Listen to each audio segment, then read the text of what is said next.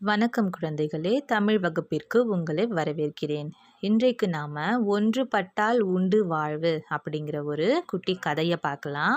ஒரு காட்டில் மரங்களுக்கும் விலங்குகளுக்கும் ஒரு விவாதம் நடந்துச்சு.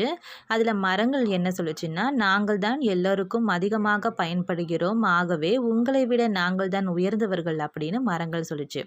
அதுக்கு விலங்குகள் என்ன சொல்லுச்சுன்னா, எங்களால் தான் நீங்கள் பாதுகாப்பாக வளர்கிறீர்கள், ஆகவே நாங்கள் தான் உயர்ந்தவர்கள் அப்படின்னு விலங்குகள் சொல்லுச்சு. அதுக்கு மரங்கள், சரி யார் உயர்ந்தவர் என ஒரு போட்டி வைத்து பார்த்து விடுவோமா அப்படின்னு சொல்லுச்சு. அதுக்கு விலங்குகள், ஓ நாங்கள் தயார், என்ன போட்டி சொல்லுங்கள் அப்படின்னு சொல்லுச்சு. அதுக்கு மரங்கள், ஒரு மாதத்திற்கு நீங்கள் எல்லாம் இந்த காட்டை விட்டு வெளியே சென்று வசிக்க வேண்டும் அப்படின்னு மரங்கள் சொல்லுச்சு. அதுக்கு விலங்குகளும், சரி இப்போட்டிக்கு நாங்கள் ஒத்துக்கொள்கிறோம் அப்படின்னு சொல்லுச்சு. அதுக்கப்புறமா எல்லா விலங்குகளும் பாலைவனம் நோக்கி சென்றன. வனத்திற்கு எல்லா விலங்குகளும் போனதுக்கு அப்புறமா, மரங்கள் இல்லாமல் குளிர்ச்சியே இல்லையே, ஒரே வெப்பமாக இருக்கிறதே அப்படின்னு மான் சொல்லுச்சு.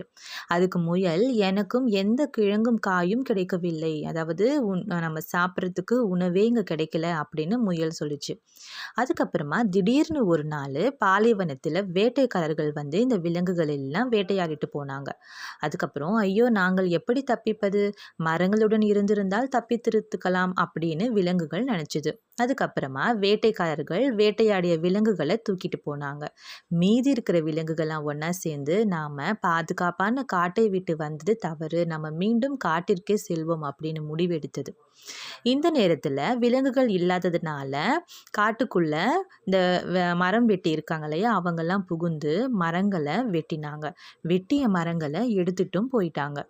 மரங்களை பார்த்து திரும்பி வந்த விலங்குகள் ரொம்ப அதிர்ச்சி அடைந்தது. மரங்களை உங்களுக்கு என்னவாயிற்று அப்படின்னு கேட்டாங்க. அதுக்கு மரங்கள், நீங்கள் இல்லாத நேரத்தில் சில மனிதர்கள் மரங்களை வந்து வெட்டி எடுத்துகிட்டு போயிட்டாங்க அப்படின்னு மரங்கள் சொல்லிச்சு. அப்புறம், எங்கே சில நண்பர்களை காணும் அப்படின்னு அந்த மரங்கள் கேட்டது. அதுக்கு, பாலைவனத்தில் இருந்தபோது எங்களையும் சில பேர் வேட்டையாடிட்டு எடுத்துகிட்டு போயிட்டாங்க அப்படின்னு விலங்குகள் சொல்லிச்சு.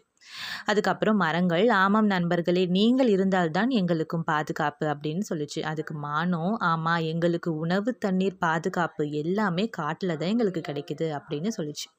அதுக்கப்புறமா, இங்கு யாரும் உயர்ந்தவர் தாழ்ந்தவர் இல்லை, அனைவரும் சமமானவர்களே, எல்லாரும் ஒற்றுமையாக வாழ்வோம் அப்படின்னு மரங்களும் விலங்குகளும் முடிவு செஞ்சாங்க.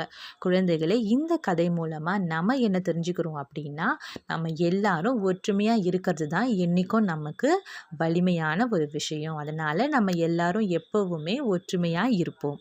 நன்றி குழந்தைகளே.